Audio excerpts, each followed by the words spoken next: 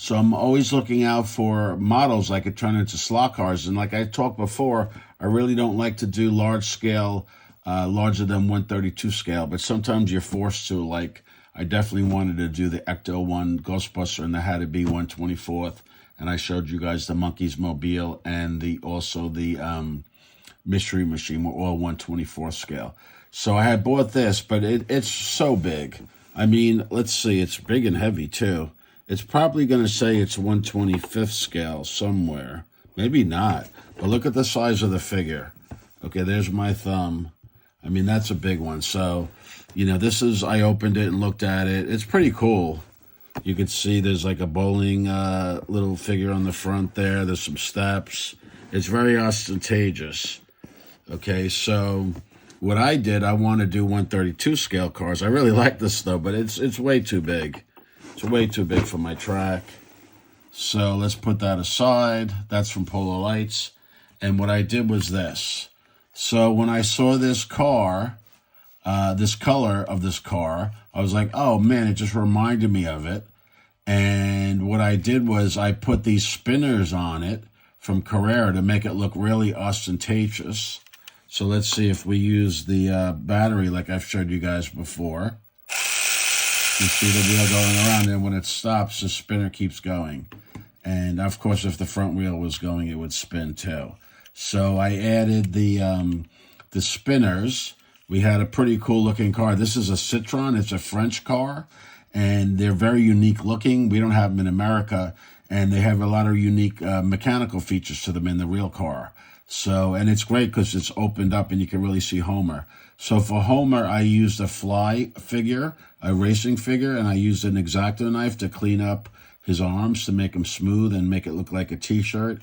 And then I bought off eBay, like I think 2 different size Homers, and this one seems to be the perfect size.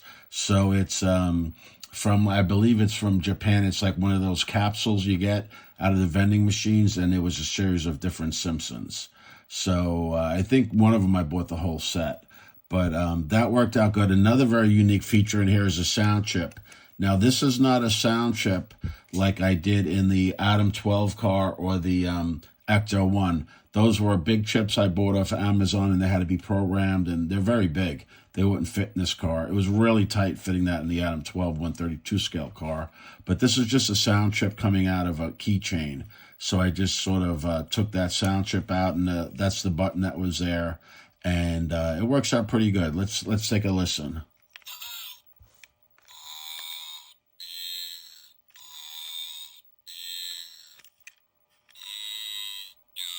So he does beer, donuts, and maybe a couple of little sounds. Pretty cool. I mean, it's not very loud. And you have to press it, but it's just a little extra. You know me, I like to add little features and stuff. Of course, it has a green slotted gear matching the car. I always tell you guys I do that. It's got, the plastic spinner wheels. On the front, it's got a Ninko spring guide. I bought lots of them and used them a lot, but I don't know if you could really even get them anymore. You'd have to really find them. A regular scale electric motor. Let's take a look at the inside of the car.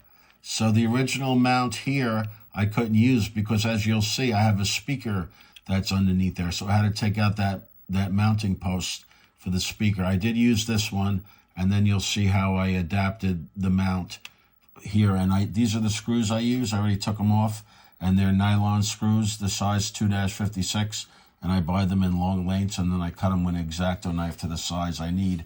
And it was really good that I had this really long one for this project. So let's take this off and take a look. Now, it's got a long motor, but interesting, it's got like an adjustable, a couple of pieces that adjust it. I think this might be a long can motor mount. So these adjustments let you use a short can in there. But I don't remember the car coming with a long can motor. If I remember correctly, I think it comes with a white Pink Kar motor, but don't totally remember, but that's different. It's got a slotted crown gear, and then what I did here for these are silicone tires. They were rounded edge, and the edge was rubbing on the inside of the body. So what I did was I cut away the rounded edge and mounted them in reverse to get a nice flat edge here. You can see I also thinned in here a little bit with the Dremel. Okay, so also on this chassis I use green Avant slot wire. You know how I like to try and match up the colors. So that's pretty good. Now on the body and the sound chip, here's the speaker. This was originally a Homer Simpson keychain. It was like his head, and I believe the speaker came out of there, and then it used 3 batteries, so I made a battery box using the same type of power, 3 button cell batteries. And like I showed before, you press this button and Homer will say a few phrases.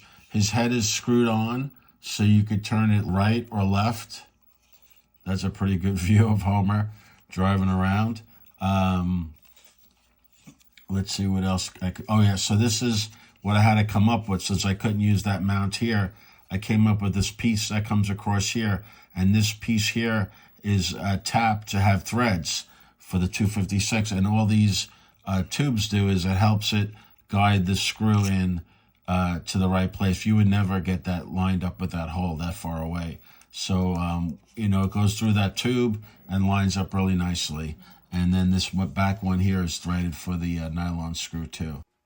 I was just over at the track running around the Homer car, and it didn't do too well. It was tipping over in the turn, so it was a little top heavy, and it was too peppy. Like the motor was too strong. And like I said, it originally came with the white motor, and I had the white motor, so I put that back in. And I'm going to do some adjustments. But what I wanted to show you guys is what I do when I do a car like this. I upgrade a car, I keep all the old parts, and I call them takeoff parts. And I keep them, you know, each car has a bag of the parts that came off it. So that's pretty cool. And then what I should have done, the only thing I didn't do is I should have kept all the packaging when I added parts, like the packaging for the slotted gear and then for these Carrera wheels, the Carrera tires. And then I would have had that in here. And then if I ever set this back the way it was, I could take these parts off and put them in packaging for identification, or even if I wanted to resell it. I think these vintage parts are going to be cool down the road. Like these spinners are very cool, you know? So I think that's a cool part. They came on on a few cars. I had a Vet that had it. The Vet is an orange, like a burnt orange metallic, and the spinners are burnt orange metallic. Very cool. So, you know, I didn't put the packaging in, but that's okay. But let's take a look at what's in here. Besides that white motor, which I already took out, let's move this stuff out. I'll pour this stuff out. We have the guide, the original guide and lead wires. Cool that Pink Kar had pink wire. We put in a Ninko spring guide, which is definitely an upgrade there. All right, so we have that. We have the wheels. So it came with a, you know, pretty cheap wheel with the press-on wheels, and then, you know, very low-end gear, but it did have brass bearings. So we have those. And you could always use these on another project, but I usually just keep them, the front wheels. So this is interesting. So these were on the motor, the white motor, when I opened the bag. So I have in here, I have the same kind of setup, but why did I not use that one? I don't know. But anyway, this is a Ninko. Ninko made this little connector set for the motors to make them adjustable. And what this is, I guess, is the one that came with Pink Kar, and I was trying to figure out what this little thing did. Like, it was some kind of pivot, but all it did was it kept the magnet in place. So when that was on there, it was holding that magnet down in place there. So that's what that was about. So I don't know why I didn't just use these again. And then you had the big magnet, and these are the screws. You know, I changed it up and did the nylon screws, which are over here. On the Homer car, I also pulled off some parts that I felt would fall off. So there was like a little latch back there, and I took off the 2 mirrors. So I rather take them off rather than have them break off. So I do that a lot. And then this is interesting. So it had a magnet and weight, ballast, whatever. You know, it's pretty heavy. Now, so what I'm going to do is I'm going to use this. So we got the slower motor, which should help with the response on the trigger, and I'm going to put the weight in. I already started working on it. So this is double stick tape. I like to make things non-destructive, so double stick tape. Now, what I had to do is, since I made the mounts here, the new mounts that go down into the bottom of the chassis, this was blocking, so I had to carve these out with the Dremel, and it broke here. But I'm holding it with just super glue, which is really, not great because it's just a little connection there. But you know what? There's no stress on it. So I'll lay that in, and I'll close it up, and we'll go back to the track, and we'll see if the white motor, the slower, the less RPM motor, and this makes a difference.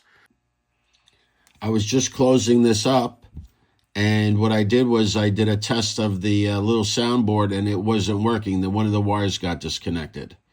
So I opened it up and soldered it. But since I did that, I figured I'd show you guys exactly how this part goes in. It's just there's nothing holding down. Well, what I have here is a magnet, and then a speaker has a magnet in it. All the speakers have magnets. That's a magnet here. I'm going to put this back in.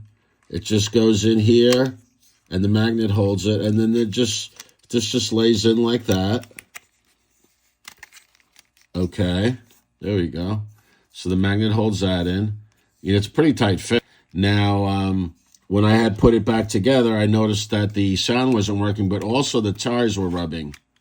So I just tried. Let's see now. All right, they're good here now.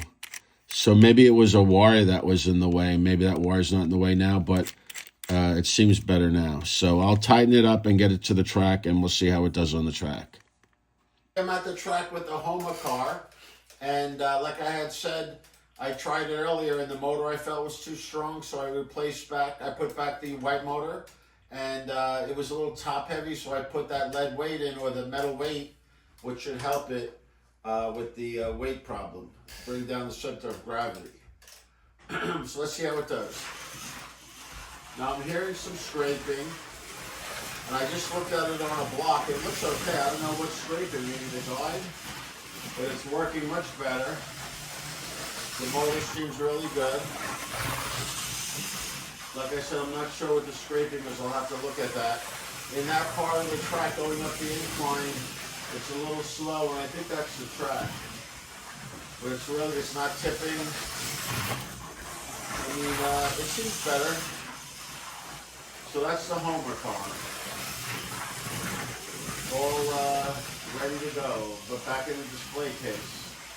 Because I don't have anybody to race. I guess I could race against Fred Flintstone. I'll show you that soon, the Fred Flintstone car. It came out pretty cool. So that's pretty good. Do you like this, Homer? I guess Homer likes beer more than the car. This is my version of Homer Simpson's car, and it's a cute little car.